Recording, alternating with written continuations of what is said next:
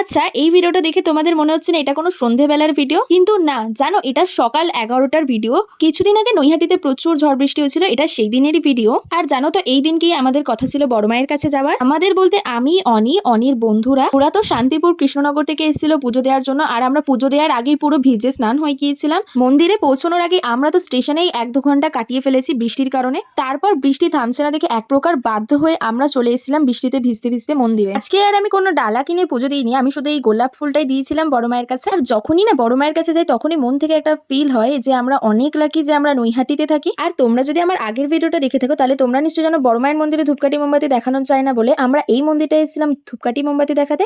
তো ওদেরকে নিয়েও এই মন্দিরটাতে চলে এসেছিলাম। তারপরে আমরা এলাম কচুরি খেতে। আর এরপরে অনিমেষের বন্ধুরা চলে গিয়েছিল। তারপর আমি আর অনি চলে গিয়েছিলাম একটু পেস্ট্রি খেতে। আর আজকে অনি আমার জন্য ওর মায়ের হাতে কড়াইশুটির কচুরি আর গাজরের হালুয়া এনেছিল। আর আমরা কিনে নিয়েছিলাম একটু চিলি চিকেনটা দিয়ে দুপুরে স্টেশনে বসে বসে ভুড়ি ভোজটা করে নিয়েছিলাম। অনির মায়ের হাতের এই গাজরের হালুয়াটা আমার ভীষণই পছন্দের। এই মিনি ব্লগটা এখানে শেষ করলাম। Do subscribe for more.